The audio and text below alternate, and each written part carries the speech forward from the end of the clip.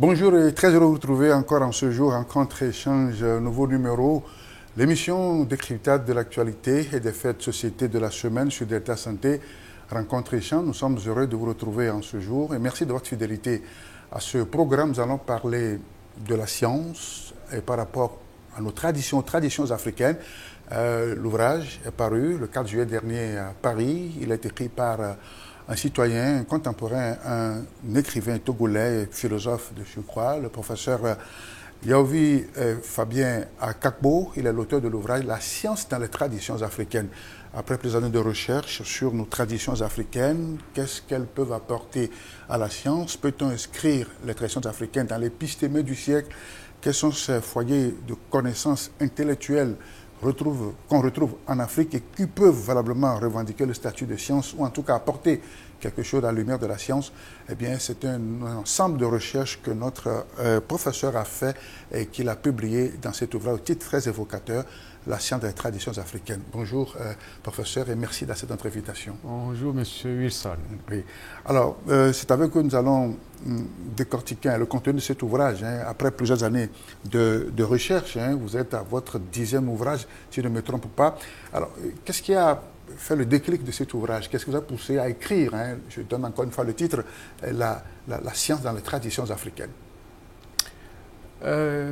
Nous parlons de science en général lorsque on se trouve à l'université aujourd'hui.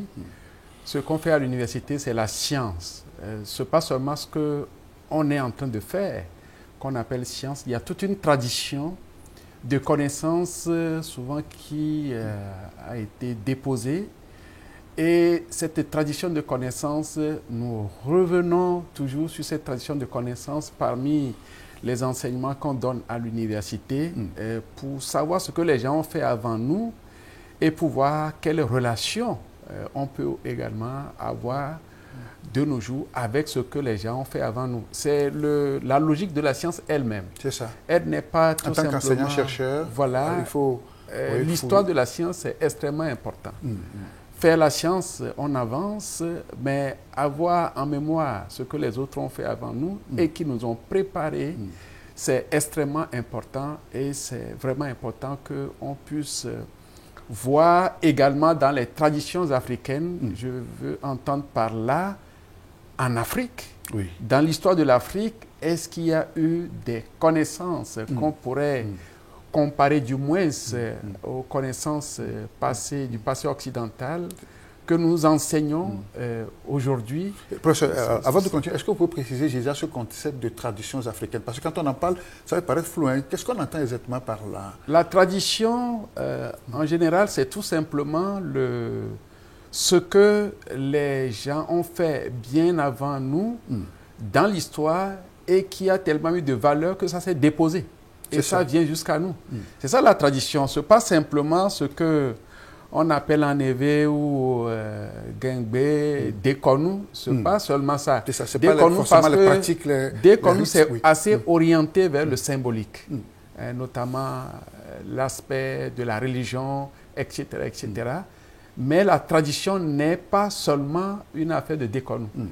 Ce que les gens ont laissé en termes de connaissances, ce qu'on peut appeler le Nunya, ça fait partie, le savoir, la science, l'épistémé, ça fait partie précisément également des traditions. Et je crois qu'en Afrique aujourd'hui, il est vrai que nous sommes en train de revendiquer, nous disons, on doit nous reconnaître, etc., au point que nous retournons toujours vers notre passé pour dire, nous avons pu faire ceci, mais ne perdons pas de vue le fait est que ce que nous brandissons comme traditions africaines, c'est-à-dire les religions, etc., les autres ont aussi ça. Les autres ont la religion, vous n'allez pas me le démentir, le christianisme ne vient pas d'Afrique, l'islam ne vient pas de chez nous, d'autres religions encore, vous avez l'hindouisme, etc. Tout le monde a ses traditions religieuses. Dans toutes les formes de Donc civilisation, nous, on ne peut pas dire que notre tradition africaine, c'est la religion. C'est complètement... Elle ne se limite pas à cela. Non, pas à cela. Et donc, c'est pour cela que vous avez les deux grandes orientations de la tradition. C'est également le symbolique, mais aussi c'est l'épistémé, c'est-à-dire le savoir, la connaissance. Donc il y a ces foyers de savoir, vous en avez parlé dans votre ouvrage, hein, et quels sont ces foyers de connaissances que vous avez pu détecter au cours de votre recherche et qui peut peut-être valoir l'épistémé du temps moderne? Ce qu'on trouve à ce niveau, il est vrai que nos universités n'explorent pas ces champs-là. Donc, c'est des champs qui sont restés non explorés, ce qui fait que quand on en parle, c'est très difficile que les gens comprennent tout de suite.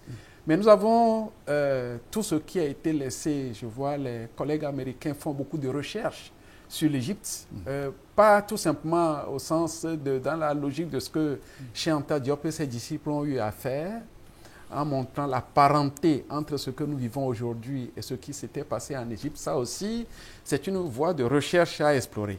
Mais ce qui est aussi exploré aujourd'hui, très techniquement, c'est ce qu'on appelle un peu les sciences qui se sont développées dans le contexte égyptien. Là, les gens ne parlent plus vaguement, il s'agit de cibler des sciences rendues par les hiéroglyphes et qui sont transcrits, traduits, etc. Notamment pour ce qui est de tout ce qui concerne le calcul, les mathématiques en général, mais aussi l'astronomie et d'autres domaines de connaissances qui étaient explorés. Exactement, la médecine également, comme dans le contexte très connu occidental, c'est au moins la médecine à partir de Hippocrate, de Galien, etc. Et donc, nous avons les mêmes savoirs qui étaient très développés dans le contexte égyptien. Et là, il ne s'agit pas tout simplement de supposer ces savoirs-là. Les gens y travaillent. Mais nous, dans notre système universitaire d'enseignement, on n'est pas très sensible à ces genres de recherche, et qui fait qu'on n'explore pas beaucoup ces terrains-là. Mais en tant qu'historien des sciences, philosophe des sciences, c'est un foyer intellectuel important sur qu'il faut explorer. Oui. Pour l'histoire. Parce que ce que nous faisons, il ne s'agit pas de croire que quand on étudie ces sciences anciennes-là, c'est pour demander qu'est-ce que ces sciences viennent nous apporter. Si on peut les comparer aux connaissances d'aujourd'hui, ce n'est pas ça. L'histoire a sa propre valeur. Et c'est pour cela que ça ne se passe pas autrement quand, par exemple, nous-mêmes, on nous enseigne l'histoire des sciences à partir des sciences occidentales, etc. etc. Ça, c'est un. Le deuxième foyer, qui est un foyer important... Donc, le premier, c'est bien l'Égypte antique, c'est ça? L'Égypte antique. Oui.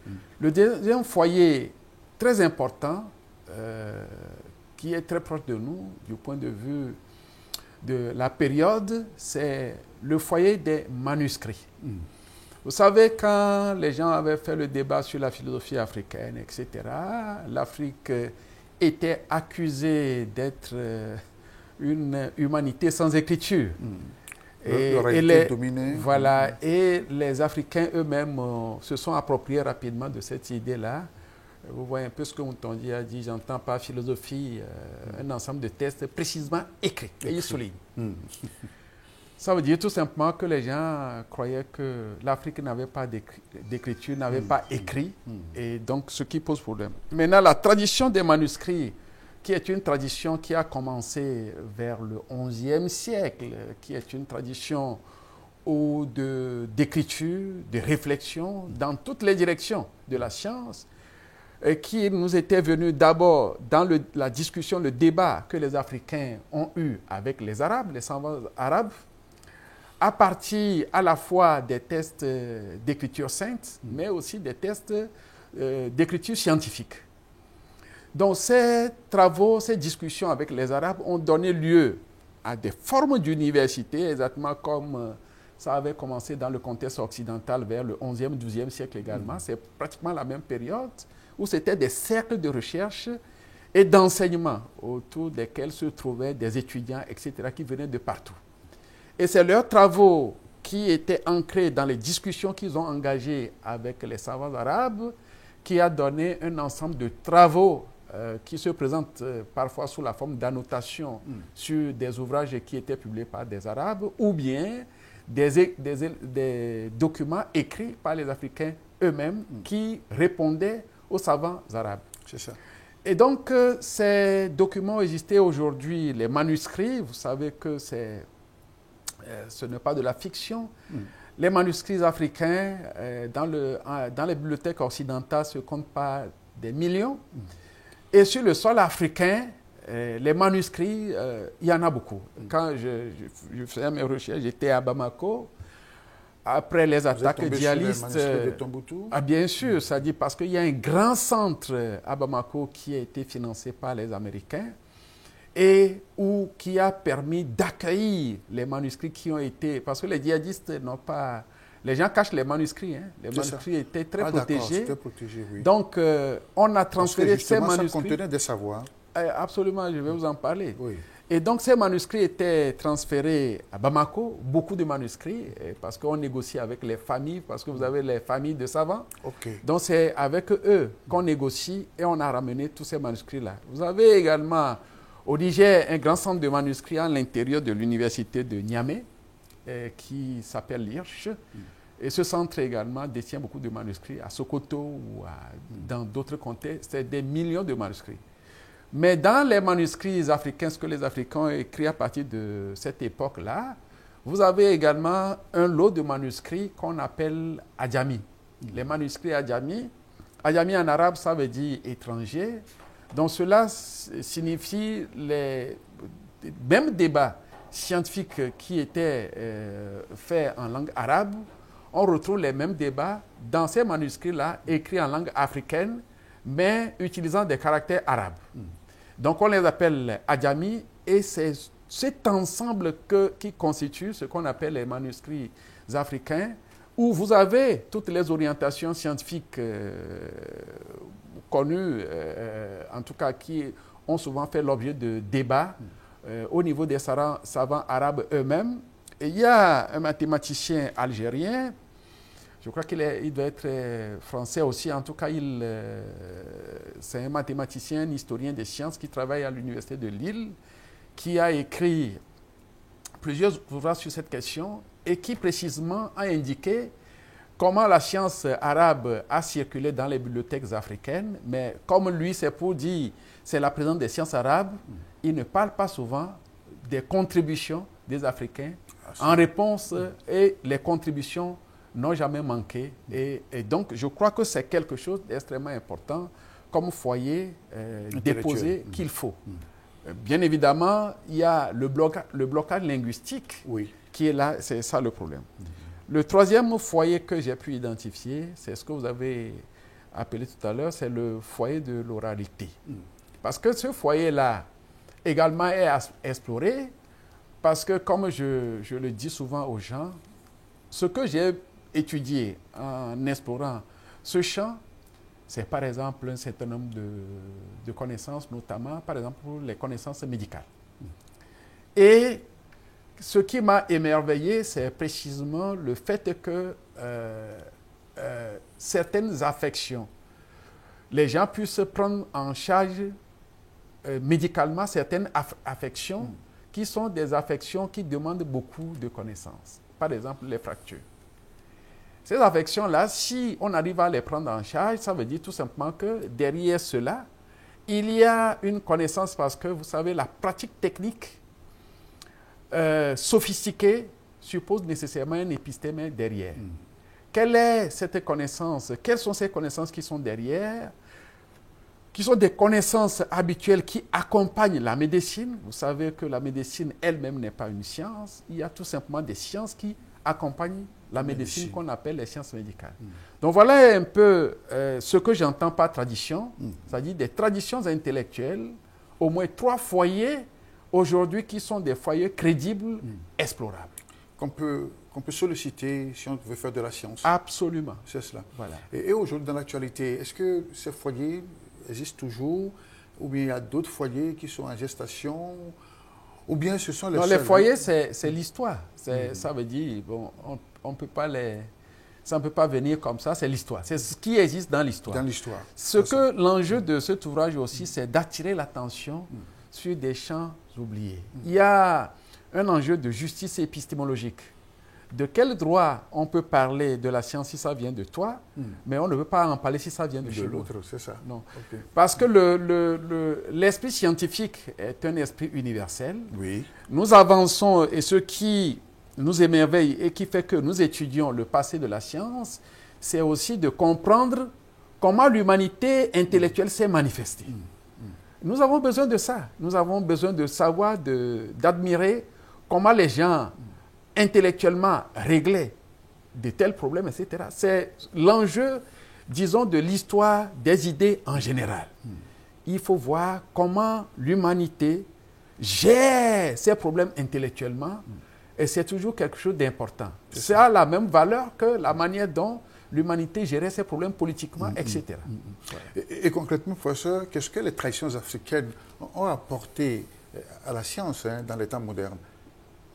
Normalement, cette question peut se poser dans le contexte africain aujourd'hui en disant la manière dont nous conduisons l'enseignement de haut niveau et dont nous conduisons également la recherche de haut niveau.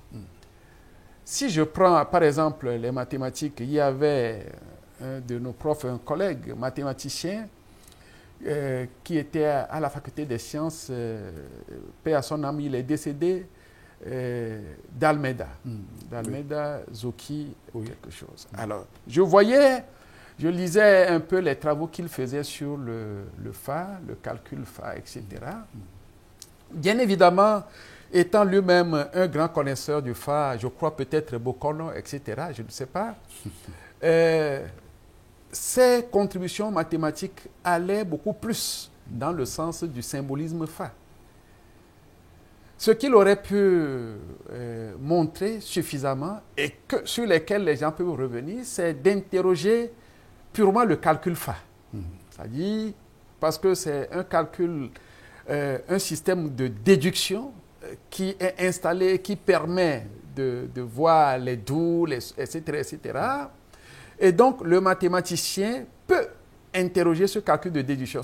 Ça se fait en science. Oui. C'est-à-dire qu'en science, toujours, quand on connaît l'histoire des sciences, chaque fois qu'on avance, il y a des modèles dépassés sur lesquels on revient et on dit, mais si je suis ce modèle-là, qu'est-ce que ça peut m'apporter dans ce que je suis en train de faire?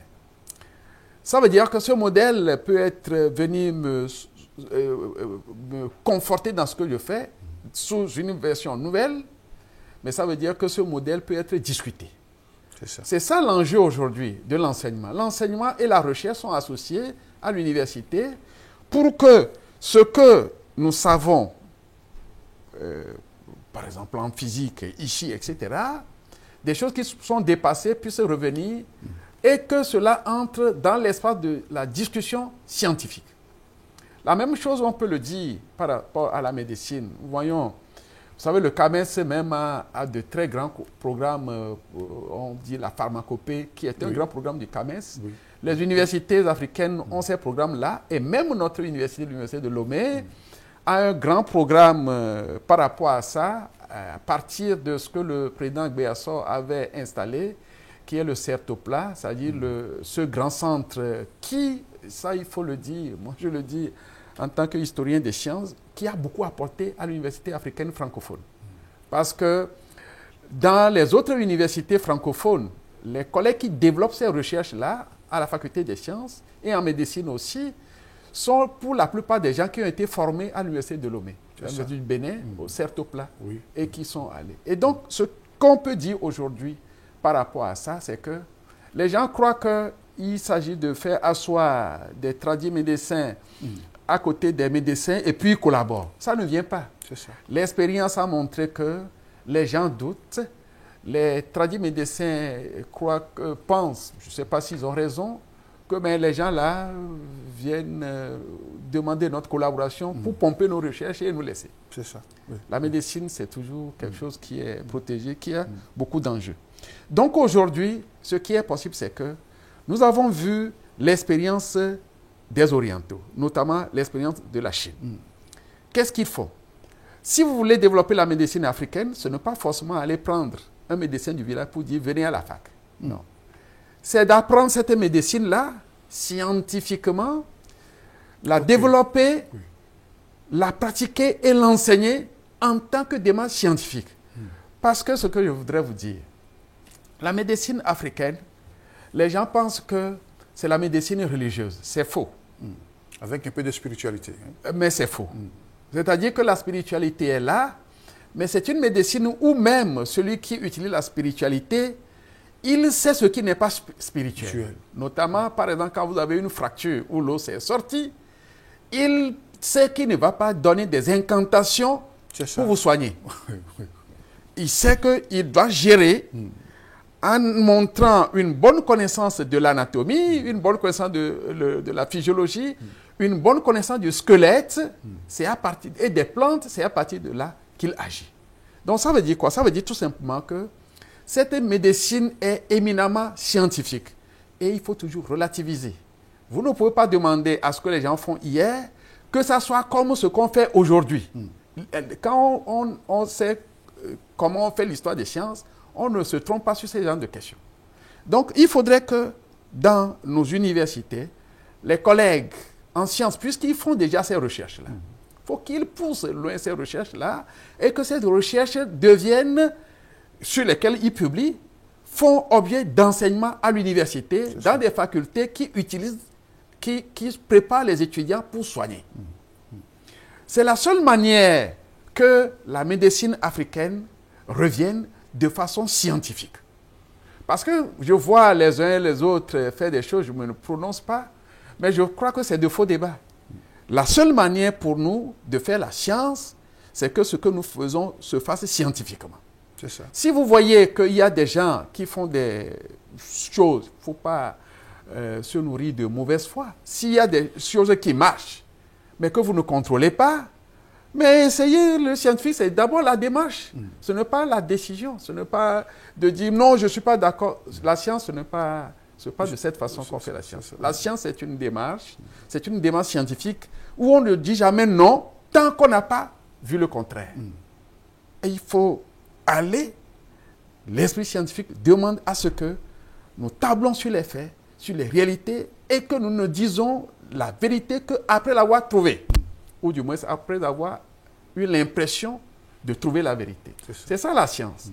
Donc ce rapport est possible aujourd'hui dans les universités africaines où des savoirs africains, des connaissances scientifiques africaines du passé peuvent revenir. L'essentiel, vous mettez un étudiant dessus, il fait sa thèse dessus, il développe ses recherches, il fait sa carrière, vous allez voir ce que ça va apporter à la science actuelle.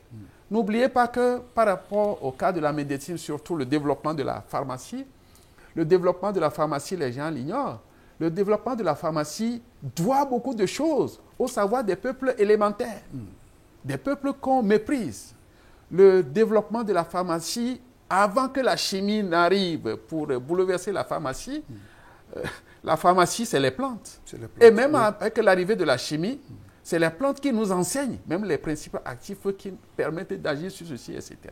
Donc voilà un peu ce qu'on peut dire rapidement par rapport à la question que vous avez posée. Tout à fait. Rencontre, échange, nouveau numéro. Nous parlons de la science dans les traditions africaines. À l'occasion de la parution, le 4 juillet dernier, de l'ouvrage, notre compatriote professeur titulaire à l'université de Lomé, il est professeur d'épistémologie, l'histoire des sciences. Et le titre, c'est « La science dans les traditions africaines ». Alors, dans votre ouvrage, il y a de très belles illustrations. Vous en faisiez tout à l'heure allusion parlant de la pharmacopée africaine. Mais la science, c'est aussi une méthode, n'est-ce pas? Alors, cette méthode, comment peut-on l'appliquer à ces savoirs ancestraux que nous avons en Afrique et qui peuvent, n'est-ce pas, aller faire un chemin vers la science telle qu'elle est définie et inscrite dans l'épistémère du siècle? Si nous voulons travailler sur des savoirs anciens, des savoirs d'Afrique aujourd'hui, en tant que scientifique, il n'y a que la démarche scientifique à pratiquer. C'est ça. Oui. Puisque quand vous prenez ces savoirs-là, et surtout quand je parle du cas de la médecine, ce ne sont pas des savoirs irrationnels. Les gens y vont avec méthode. Les gens y vont avec connaissance. Vous avez bien cité un exemple précis, la fracture.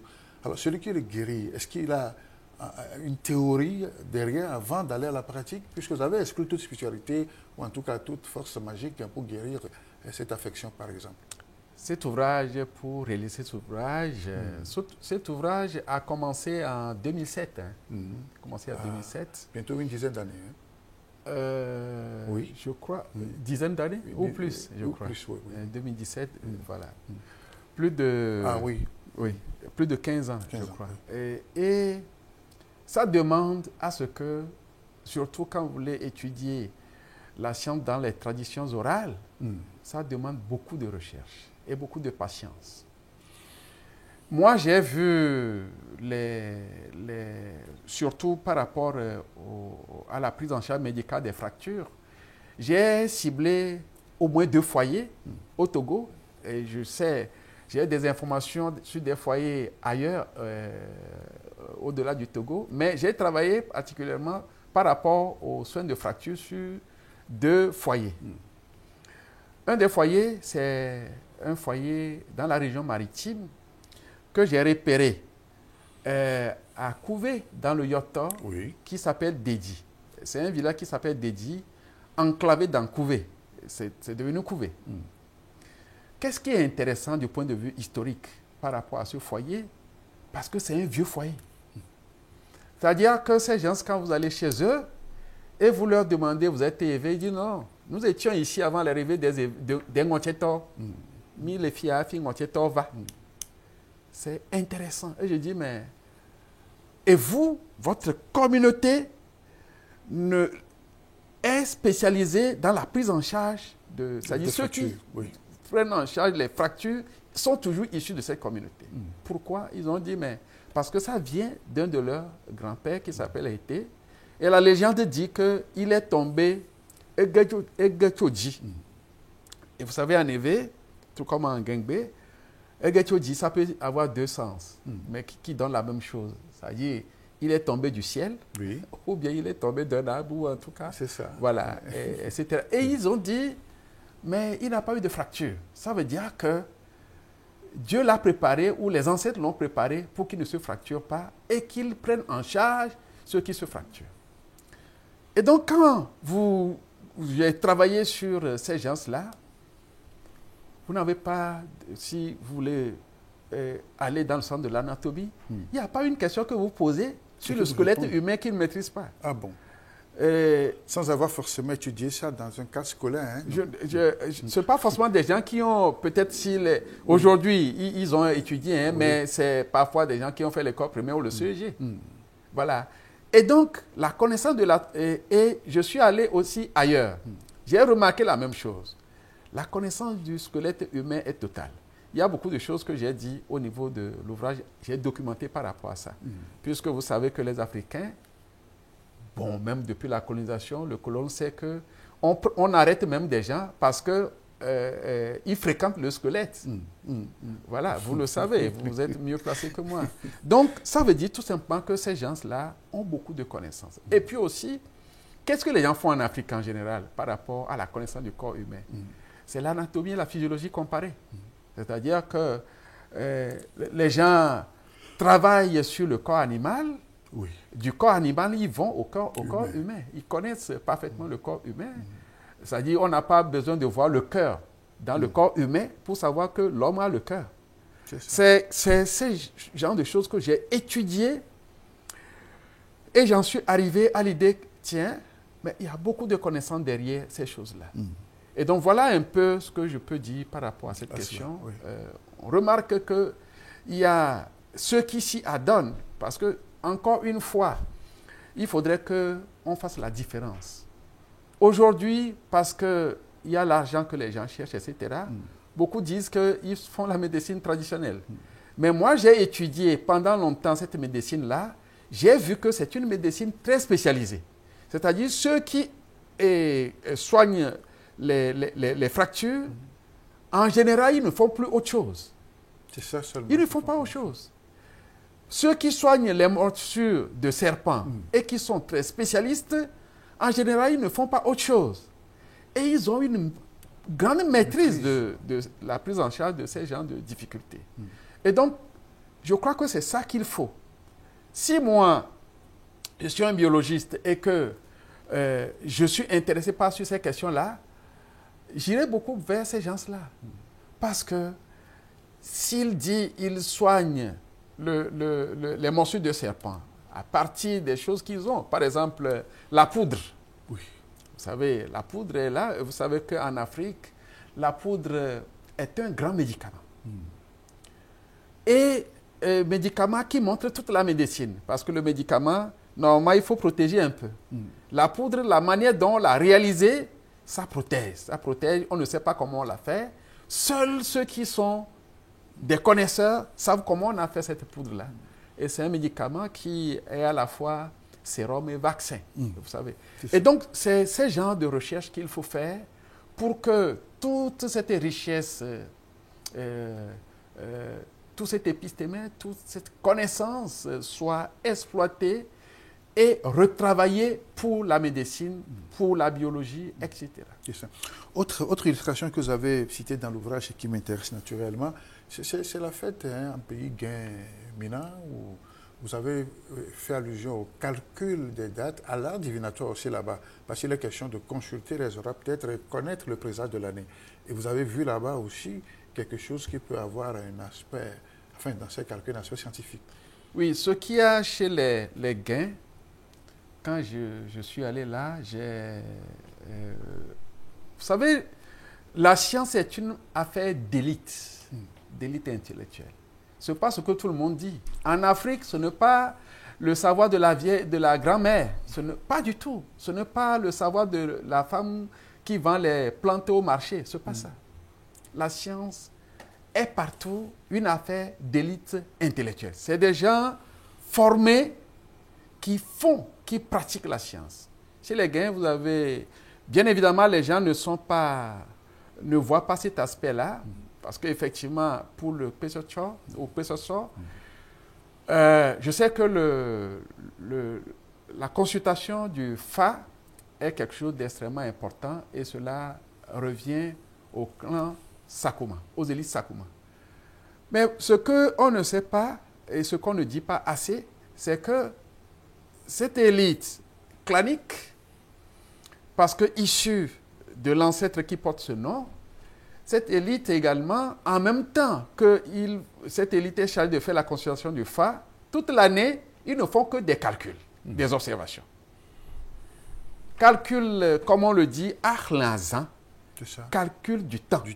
Ce n'est pas Arlanzan seulement au sens de jour, Azan, non, parce que c'est le temps. C'est-à-dire le calendrier. Oui. C'est-à-dire comment les sessions, les saisons, autant pour moi, merci beaucoup, se succèdent, on est fatigué, on est à la fin de l'année, se succèdent, etc. C'est extrêmement important, qui demande des calculs sophistiqués que eux seuls savent faire.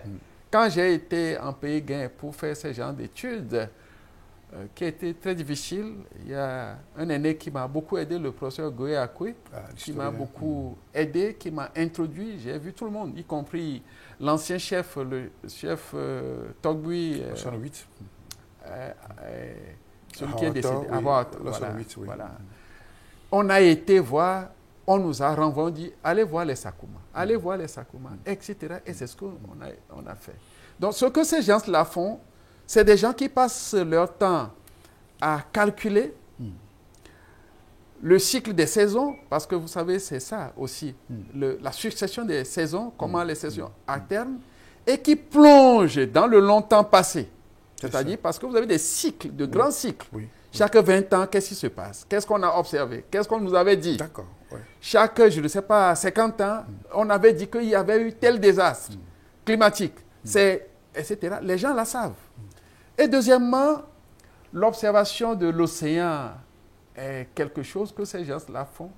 L'observation du ciel, de l'océan, etc. Je ne vais pas lire le livre à la place des lecteurs, mais je crois que c'est extrêmement important.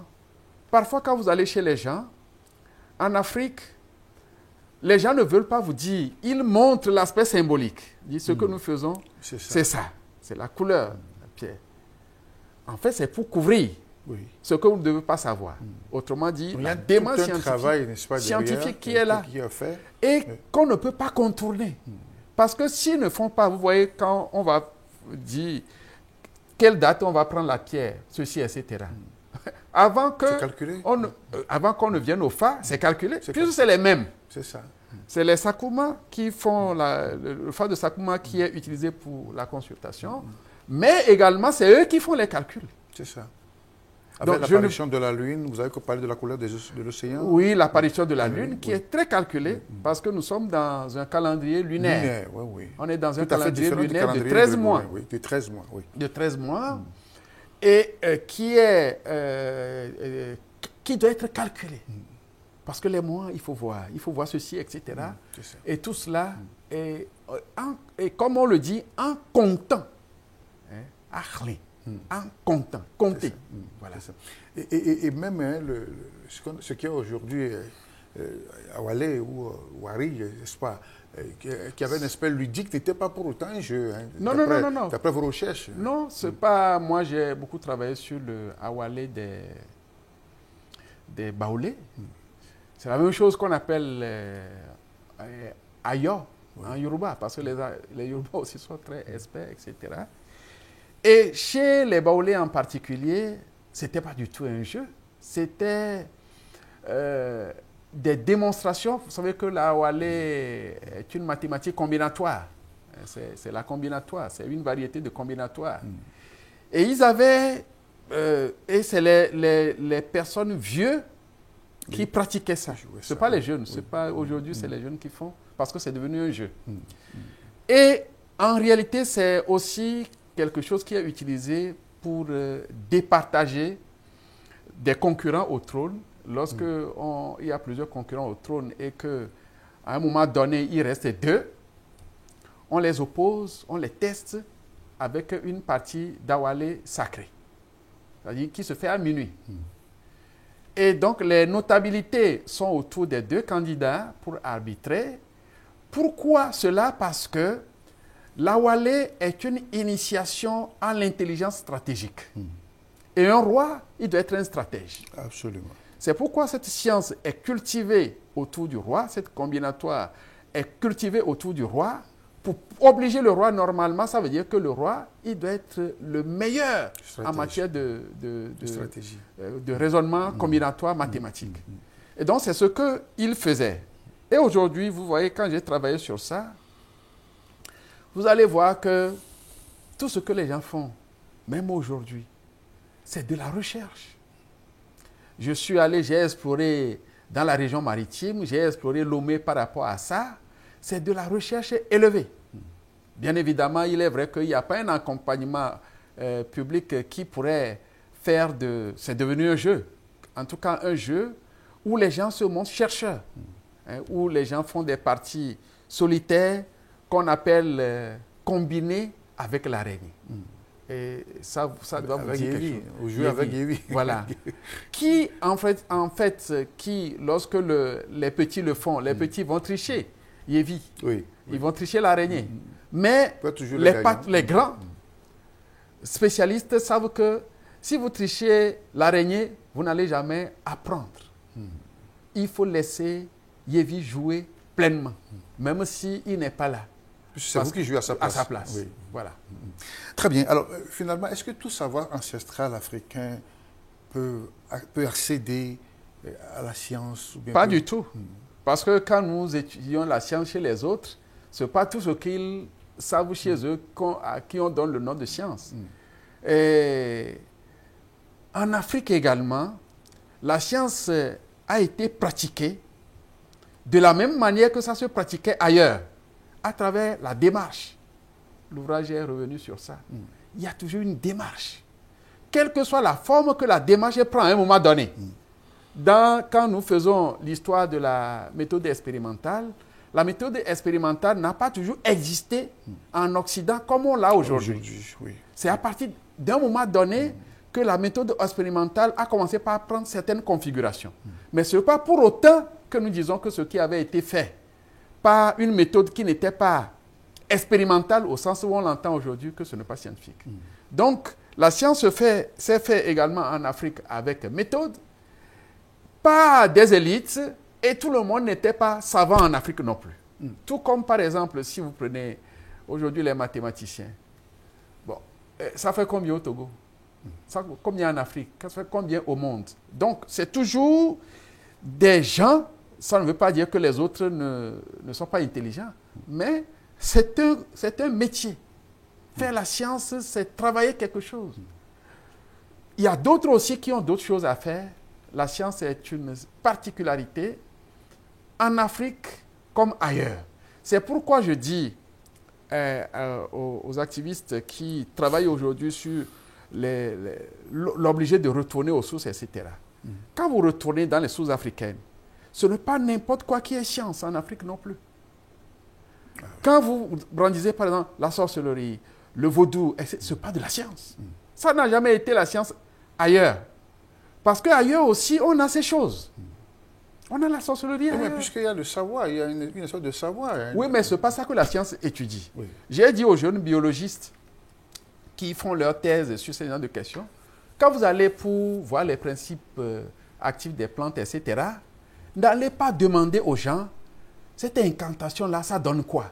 Puisque la science ne fait pas ça. Ça ne vous regarde pas. Lui, il peut faire des incantations, mais il sait pertinemment que pour soigner les morsures de serpents, ce n'est pas l'incantation. Non, non, non, non, pas du tout. S'il fait ça, il tue la personne. Il ne se trompe pas. Mais lui, il peut vous donner l'impression que c'est les incantations. Il peut même mettre le piment Ataku. Il peut mettre le... Je ne sais pas pour défier quelque chose. Moi, je suis un universitaire, je suis un simple historien des sciences. Donc, comme excuse de faire la science, voilà, de dire la science. Et donc, on va mettre le Ataku dans la bouche et puis bon, on va mettre dessus, etc. et dire quelques paroles. Bon, ça a son rôle, mais ce n'est pas le rôle scientifique. C'est ça. Lui, c'est pourquoi il le fait. Vous devez savoir aussi pourquoi vous êtes allé. Pas de collusion. Et c'est aussi quelque chose qui a été beaucoup développé dans cet ouvrage, parce que en Afrique, depuis les années 50, etc., jusqu'à aujourd'hui, par rapport à ces choses-là, il y a trop d'amalgame. Il y a trop d'amalgame. Il y a une démarcation, toujours partout et en Afrique également, il y a une démarcation entre la science et ce que la science n'est pas. Tout à fait. Moi, je le dis en tant que spécialiste de philosophie des sciences. Il y a toujours une démarcation. Même quand les deux sont ensemble, ce n'est pas dans la conscience de celui qui pratique la science, celui qui fait les choses. Il sait ce qui est carrément empirique, sur lequel il veut voir les faits. Il sait également ce qu'il fait qui est symbolique et qui demande à ce qu'il essaie d'entourer tout ça là de choses pour que l'on puisse, ça puisse aller jusqu'au bout. Mais ce n'est pas que les deux sont confondus. Rencontre Jean-Vaux numéro, la science dans les traditions africaines. Professeur Yovi Akapo est mon invité. Si on peut voir l'ouvrage en couverture, ouvrage de 198 pages, publié aux éditions de L'Harmattan le 4 juillet dernier à Paris. Alors, comment l'ouvrage a été accueilli par le public, par l'éditeur, par exemple, ce titre que vous avez proposé, et comment il a trouvé? L'éditeur n'a pas contesté le titre. La science dans les traditions africaines. Il a bien reçu le titre. Et il n'y a que la couverture, l'illustration de la couverture que l'éditeur a proposé. Il m'a proposé deux qui sont... Et donc, je n'ai pas le choix.